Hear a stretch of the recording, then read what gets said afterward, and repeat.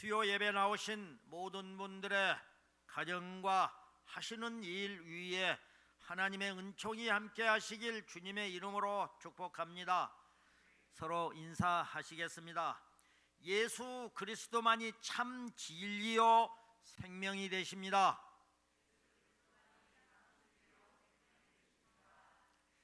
진리가 우리를 자유케 합니다. 자동차 왕 헨리 포드와 그 엔지니어 스타인 맥스와의 일화입니다. 스타인 맥스는 난쟁이였지만 전기 분야의 최고의 전문가였습니다. 그는 미시간주 디트로이트에 있는 헨리 포드의 첫 번째 자동차 공장에 대형 발전기를 설치한 사람입니다. 어느 날 이 발전기가 고장나서 가동이 중단되었습니다. 많은 엔지니어들과 기술자들을 동원시켰지만 그 발전기를 아무도 고칠 수가 없었습니다. 공장이 멈춰 있는 동안에 매출 손실이 눈덩이처럼 불어났습니다. 그들은 결국 몸값이 비싼 스타인 맥스를 부를 수밖에 없었습니다. 그는 도착하자마자 발전기에 여기저기를 두드려보고 살피면서 별로 힘들게 일하는 것 같지 않았는데 마침내 스위치를 올리자 그 거대한 발전기가 돌아가면서 큰 공장이 가동되기 시작했습니다. 며칠 후 헨리 포드는 스타인 맥스로부터 1만 달러, 즉 하나로 1,200만 원 정도의 발전기 수리 대금 청구서를 받았습니다. 포드는 대단히 부자였지만은 대충 몇 군데 두들겨 보고서 고친 수리 대금 치고는 너무도 비싸다고 생각을 했습니다. 그래서 청구서에 이렇게 메모를 붙여서 스타인 맥스에게 돌려보냈습니다. 이 청구서의 금액은 당신이 잠깐 여기저기 두드리면서 고친 노력에 비해서 너무 비쌉니다. 그랬더니 스타인 맥스로부터 이렇게 답장이 왔습니다. 발전기를 두드리며 일한 임금이 10달러, 어디를 두드려야 할지를 알아낸 것이 9,990달러, 합계 1만 달러입니다. 결국 포드는 그 금액을 모두 지불할 수밖에 없었습니다. 포드 자동차 공장에 발전기를 설치한 스타인 맥스가 발전기의 고장의 원인이 어디가 있고 무엇이 문제인지 간단히 두들겨만 봐도 바로 알듯이 나와 우리 인생의 문제가 무엇이고 어떻게 해야 할지 정확하게 아시는 분이 계십니다. 눈 덮인 거대한 산에서 어디로 가야 할지 알 수 없을 때 나침반이 되어주시고 불안한 경제로 미래를 예측할 수가 없고 또 코로나 전염병으로 두려움에 사로잡혀 있을 때 희망이 되어주시는 분이시기도 합니다. 세상을 창조하시고 나를 지으시고 나보다 나를 더 사랑하시는 그분, 어둠 속에서 빛을 비춰주시고 나를 바른 길로 인도해 주시는 그분이 바로 하나님이십니다. 그렇습니다. 우리는 하나님과 함께 살아야 이 험난한 세상을 살아갈 수가 있습니다. 또한 성공과 행복, 마음의 평안까지 3마리의 토끼를 잡을 수 있습니다. 시편 119편 105절에서 우리에게 말씀하십니다. 주의 말씀은 내 발의 등이요 내 길의 빛이니이다. 아멘. 하나님을 그냥 머리로 아는 것과 제대로 믿고 확신하며 사는 것은 다릅니다. 이스라엘 백성들이 모세의 인도를 따라 애굽을 떠나 홍해까지 왔을 때 건너갈 다리도 없고 배도 없었습니다. 그런데 뒤에서는 바로 왕의 군대가 그들을 쫓아오는 진퇴양난의 위기에 처해 있을 때 모세가 하나님께 부르짖어 기도하며 하나님께서 홍해를 가르시고 바다의 길을 만드는 기적의 역사를 이루어 주시었습니다. 하나님은 길을 만드시는 분이십니다. 우리는 하치 앞을 내다볼 수 없는 연약한 존재이기에 하나님께 길을 열어달라고 간구해야 합니다. 길을 이미 아시고 없는 데서 길을 만드시는 하나님께 간구하면 하나님께서 반드시 그 기도에 응답해 주시고 끝까지 포기하지 않고 참고 기다리면은 응답해 주신다는 것입니다. 신명기 1장 33절에서 말씀하십니다. 그는 너희보다 먼저 그 길을 가시며 장막 칠 곳을 찾으시고 밤에는 불로 낮에는 구름으로 너희가 갈 길을 지시하신 자이시니라. 아멘. 하나님은 길을 만드실 뿐만 아니라 길을 인도하시는 분이십니다. 그런데 아무리 길을 잘 만들어 놓아도 인도해 주시지 않으면 아무 소용이 없습니다. 이스라엘 백성들이 홍해를 건넜을지라도 어떻게 광야를 지날 수가 있었겠습니까? 눈 덮인 깊은 산 속에서 아무리 우수한 장비를 가지고 많은 훈련을 쌓았다 할지라도 능숙한 현지인의 안내가 없으면은 사고를 당할 수밖에 없듯이 낮에는 구름 기둥으로 밤에는 불 기둥으로 하나님이 우리를 인도해 주셔야 우리는 이 험난한 세상을 살아갈 수가 있습니다.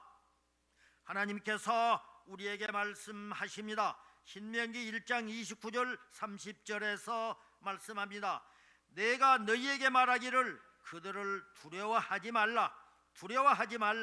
너희보다 먼저 가시는 너희의 하나님 여호와께서 애굽에서 너희를 위하여 너희 목전에서 모든 일을 행하신 것 같이 이제도 너희를 위하여 싸우실 것이며. 아멘. 우리 하나님은 우리보다 항상 먼저 가셔서 길을 준비하시고 예비하시는 여호와 일의 하나님이십니다. 또 앞서 가셔서 우리를 위하여 싸우시는 하나님이십니다. 그 하나님을 믿고 두려워하지 말아야 합니다. 우리 인생의 모든 일은 내가 하는 것이 아닙니다.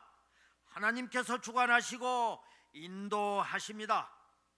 사람이 마음으로 자기의 길을 계획할지라도 그의 걸음을 인도하시는 이는 여호와이시라고 잠언 16장 9절에서도 말씀을 하십니다.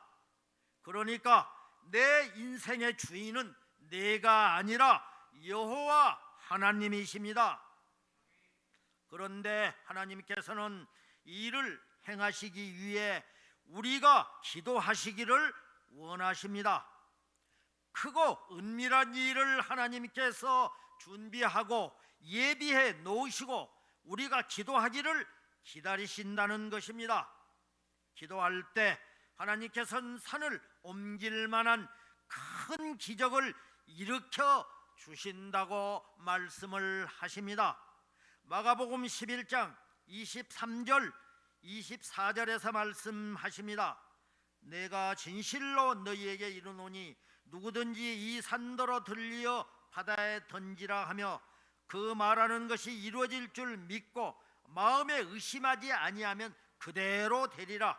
그러므로 내가 너희에게 말하노니 무엇이든지 기도하고 구하는 것은 받은 줄로 믿으라. 그리하면 너희에게 그대로 되리라. 아멘. 하나님께 모든 것을 맡기고 기도하면 하나님께서는 길을 만드시고 이루시고 인생을 승리하게 하십니다. 물론 시련이 있을 수 있습니다. 어려움과 고난도 있을 수 있습니다. 그러나 끝까지 포기하지 않고 하나님을 바라보고 의지하고 기도할 때 길이 열리고 길을 찾으며 성취하게 될 것입니다. 왜냐하면 전지전능하신 하나님이 우리와 함께 하시기 때문입니다. 지금까지 나의 삶 가운데 역사하시는 하나님의 이름, 과거에서 지금까지 인도하신 에베네셀 하나님과 지금도 나와 함께 하시는 임마누엘 하나님, 그리고 지금 이후로도 나를 인도하신 여호와 이레 하나님께서 하나님 앞에 기도하고 부르짖으면은 항상 우리와 함께 하신다는 것입니다. 여기 하나님을 의지하고 순종의 삶을 살아서 인생을 승리한 한 사람이 있습니다. 가난한 벽돌공의 아들로 태어나서 14살 이후로는 그는 정규 교육을 받지 못한 나이였습니다. 그러니까 초등학교 출신이라는 것입니다.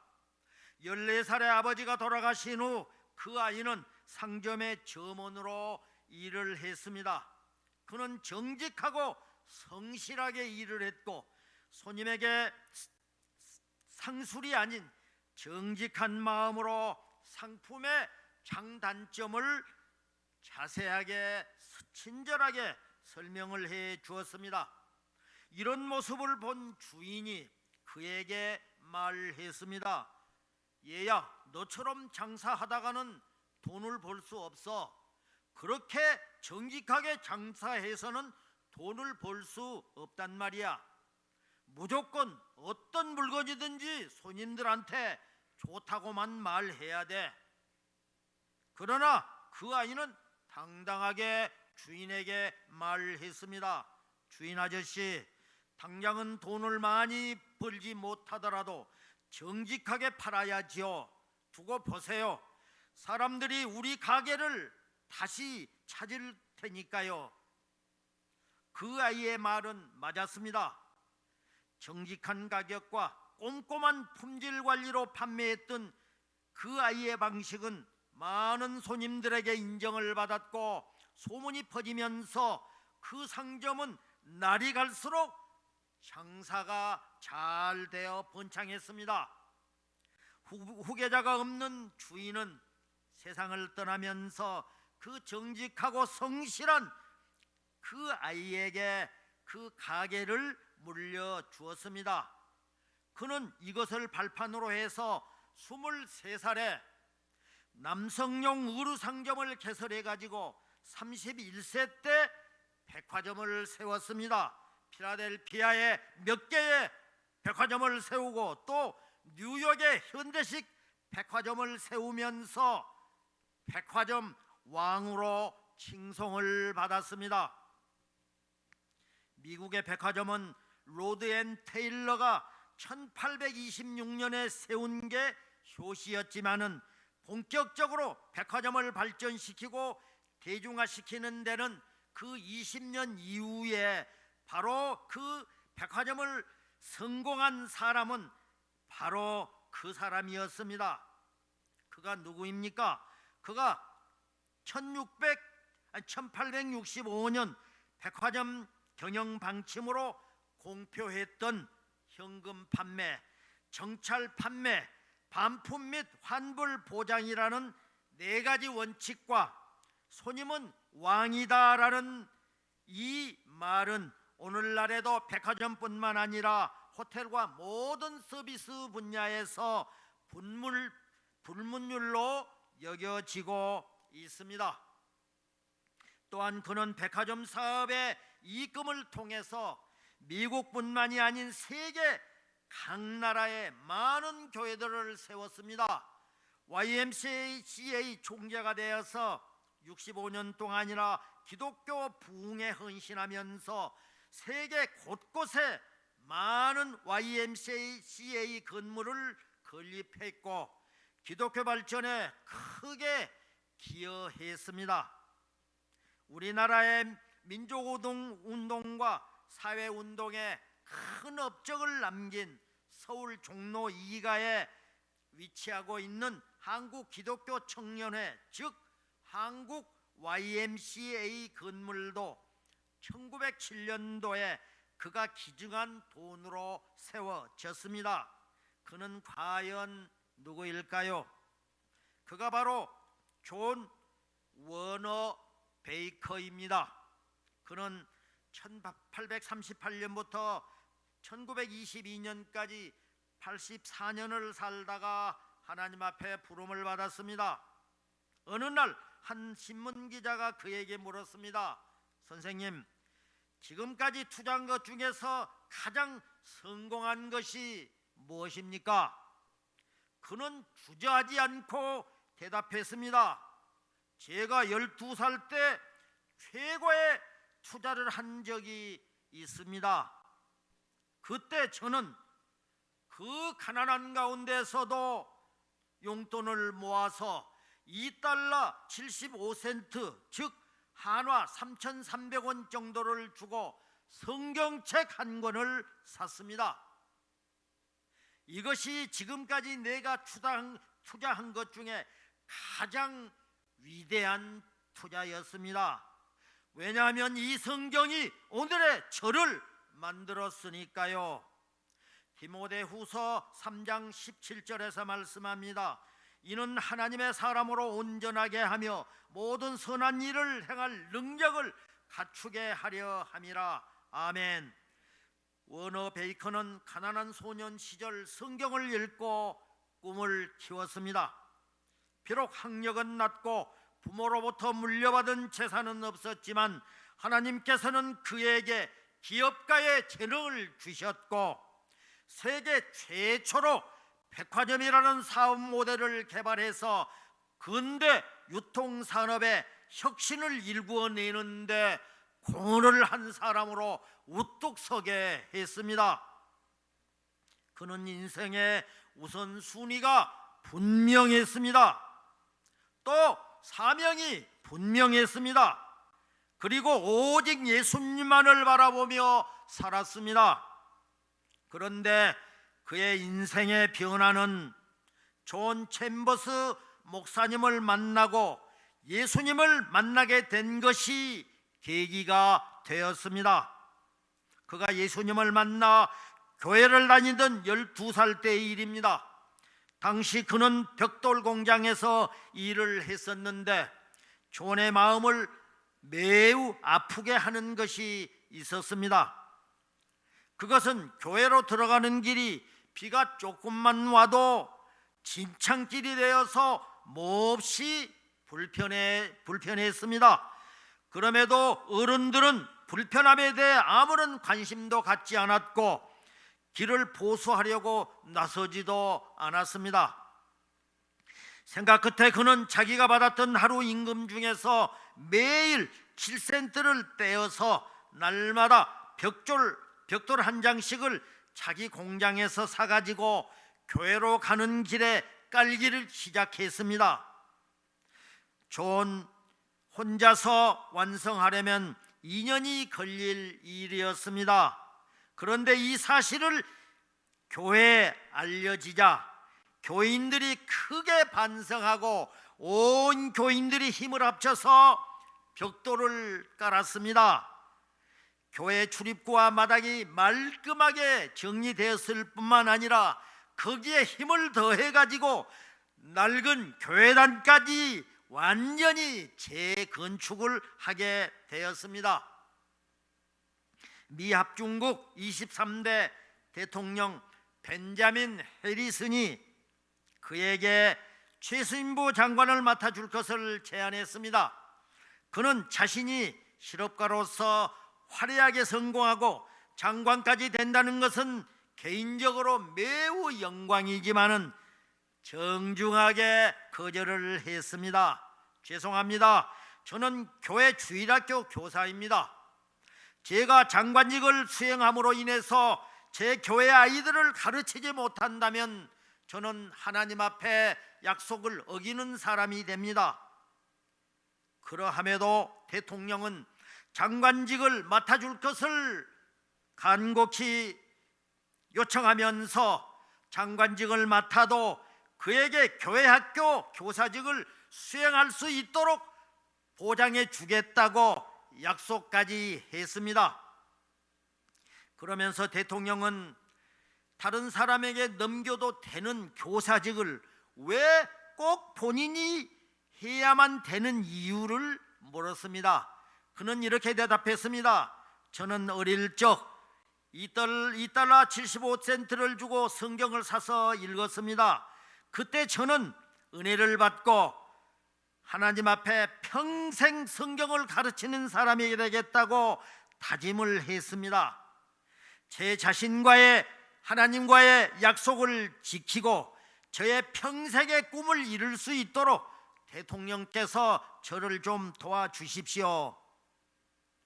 이 소식을 듣고 한 기자가 이런 질문을 그에게 했습니다.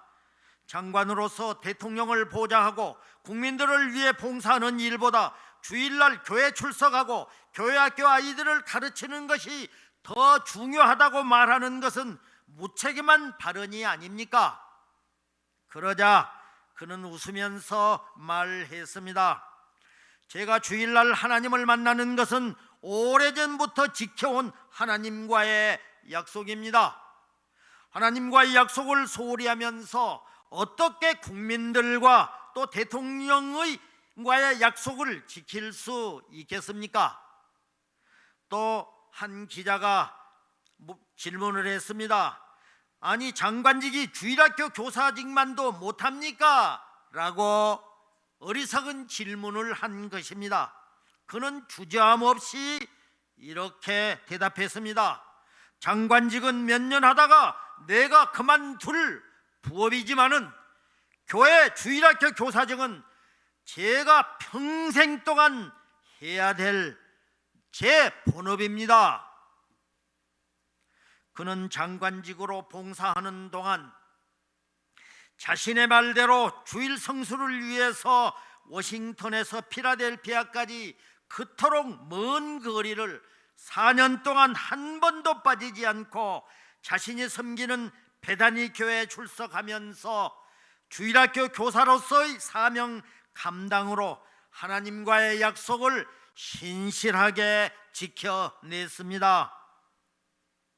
존 워너 베이컨은 하나님을 신뢰하고 하나님의 뜻을 따라 사는 사람은 결코 침몰하지 않고 축복해 주신다는 이 말씀을 붙잡고 세상을 이긴 사람이었습니다.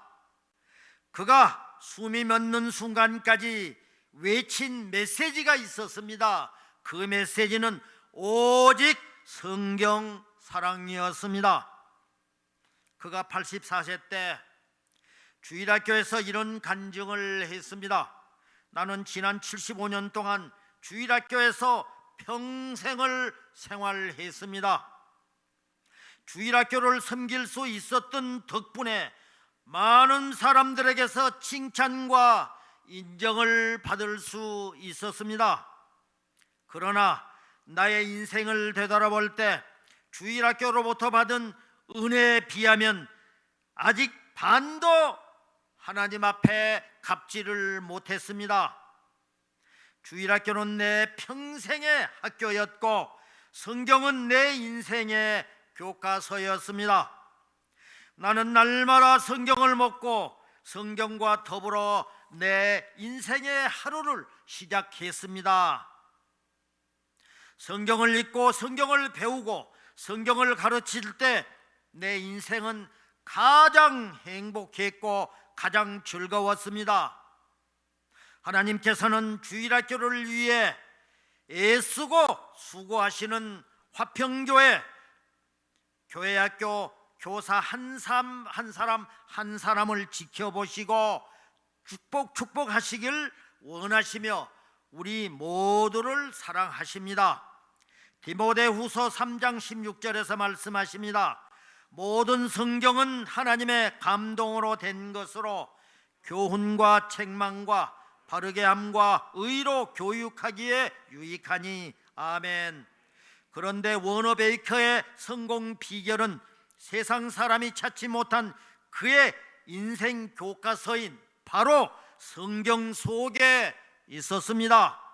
우리 모두 존 워너 베이커처럼 자신의 사명에 충실하고 삶의 우선순위를 하나님께 두며 주님께 칭찬받고 세상에서도 승리하는 삶을 사시길 주님의 이름으로 축복합니다. 오늘 본문은 예수님께서 이 세상에 오신 목적과 정체성을 명확하게 밝히고 있습니다. 오직 예수 그리스도만이 참 진리시며 참 생명이시고 영원히 다시 사는 길일 뿐만 아니라 그리스도만이 참 빛이요 영원한 생명이 되심을 말씀하십니다. 그 첫 번째가 예수님은 하나님께로 나아가는 길이 되기 위해서 세상에 오시었습니다. 본문 요한복음 14장 1절 5절까지 내용을 보면 예수님께서 제자들과 말씀을 하십니다. 너희는 마음에 근심하지 말라. 하나님을 믿으니 또 나를 믿으라.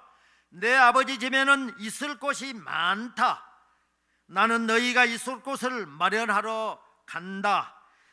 내가 가서 너희를 위해 있을 곳을 마련하면은 다시 돌아와 너희를 데리고 가서 내가 있는 곳에 너희도 함께 있게 하겠다. 또 너희는 내가 어디로 가는지 그 길을 다 알고 있다. 그때 의심 많은 토마가 예수님께 주님, 저희는 주님이 어디로 가시는지 도대체 알지를 못합니다. 어떻게 그 길을 알겠습니까? 그래서 예수님이 제자들에게 또 토마에게 말씀을 하십니다. 본문 6절을 함께 읽겠습니다.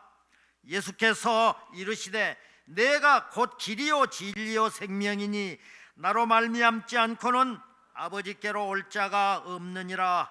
아멘. 사람들은 누구나 나름대로의 길을 찾고 있습니다.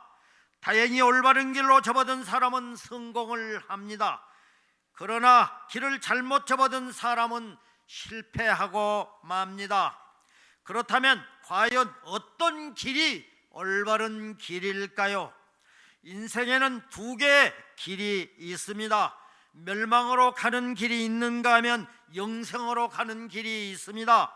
죽는 길이 있는가 하면 사는 길이 있고, 어둠의 길이 있는가 하면 빛의 길이 있고, 불의한 길이 있는가 하면 의로운 길이 있습니다. 그러나 예수님이 인도한 길만이 영생으로 이어지는 길이요 빛의 길이요 진리의 길임을 우리는 믿어야 합니다. 예수님께서 인도하는 길은 모세가 이스라엘 민족을 이집트로부터 이끌어내어 광야로 인도한 길과는 비교가 되지 않는 길입니다. 조상들이 광야에서 모세가 주는 물을 마셨어도 다시 목말랐지만 예수님께서 주시는 물을 마시는 자는 영원히 목마르지 아니하고 그 속에서 영생하도록 솟아나는 샘물이 되리라고 요한복음 4장 14절에서 증언하고 있습니다.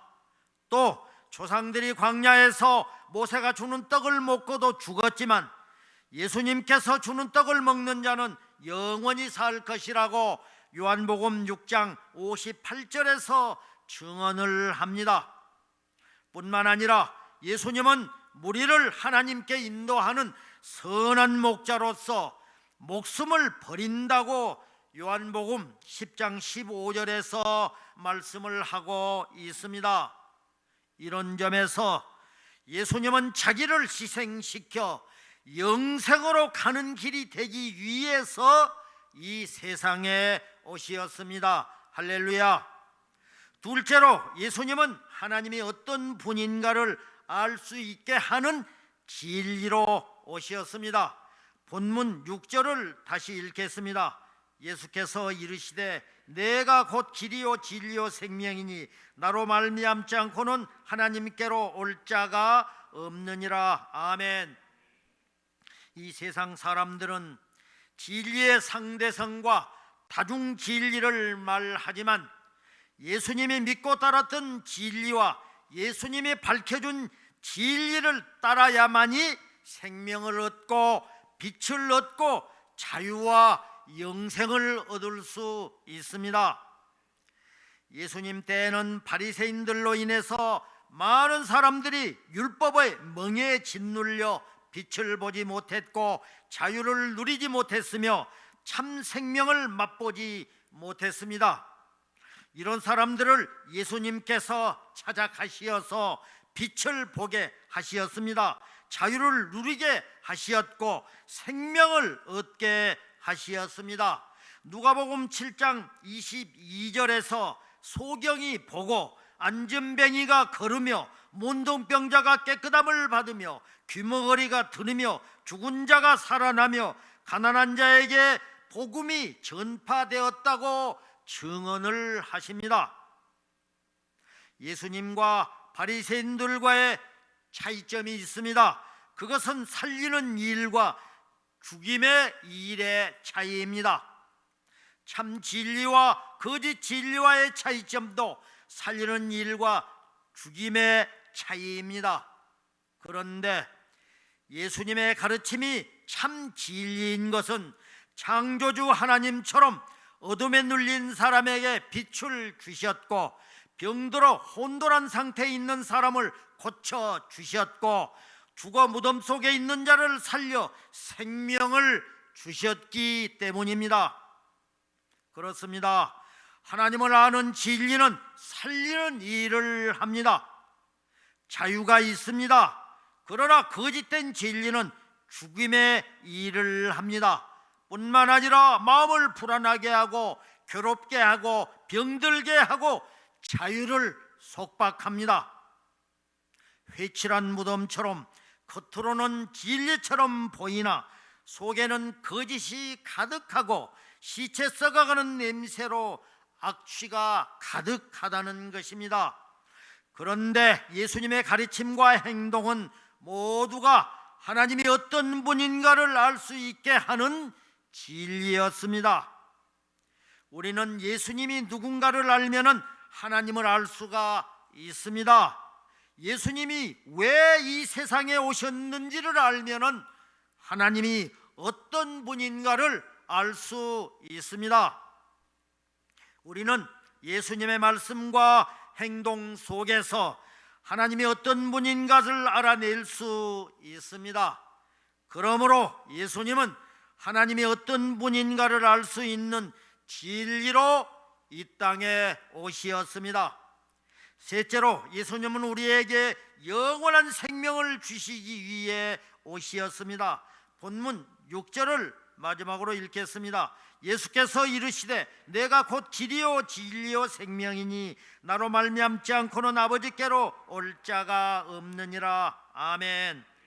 세상 사람들은 이 세상에서 돈 많이 벌어서 잘 먹고 잘 사는 것이 마치 생명을 얻는 것처럼 착각하고 살아가고 있습니다. 그러나 예수님이 누렸던 생명과 예수님이 주시는 생명을 받아 누려야만 참 생명을 살 수 있습니다. 예수님은 죽음을 이긴 정복자였습니다. 예수님은 죽은 자를 살리신 생명의 주였습니다.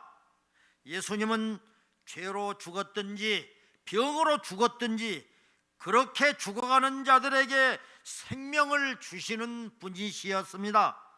요한복음 11장 25절 26절에서 보면은 예수께서 이르시되 나는 부활이요 생명이니 나를 믿는 자는 죽어도 살겠고 무릇 살아서 믿는 자는 영원히 죽지 아니하리니 이것을 내가 믿느냐 하고 말씀을 하십니다. 예수님은 자신이 하나님께로 오신 생명의 주이심을 보여주시기 위해서 죽어 무덤에 장사한 나사로를 다시 살려주시었습니다. 죽은 나인성 과부의 아들을 살려주셨고 죽은 회당장 야이로의 딸을 살려주시었습니다.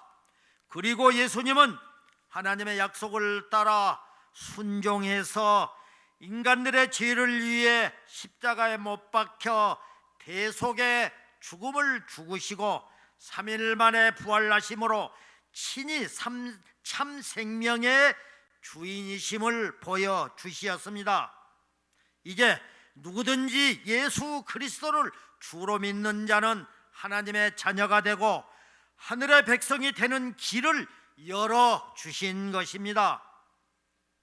이 세상 누가 어떤 종교가 인간의 죄를 얘기하고 그 죄를 사함받는 속죄의 길을 제시합니까?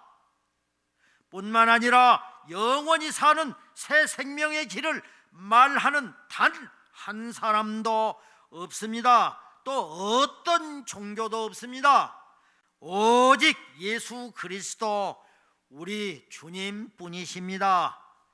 그렇습니다. 예수 그리스도만이 참 진리시며 참 길이며 참 생명이 되십니다. 주님은 오늘 우리들에게 말씀하십니다. 이제 마지막으로 요한복음 8장 32절과 36절을 읽겠습니다. 진리를 알지니 진리가 너희를 자유롭게 하리라. 내가 너희를 자유케 하면 너희가 참으로 자유하리라. 아멘. 할렐루야. 성도 여러분, 우리는 이 땅에서도 주님이 주신 진리를 만끽하면서 행복을 누리고 행복을 나누는 행복한 화평교회가 되고 저와 여러분이 되시길 주님의 이름으로 축원합니다. 축원합니다.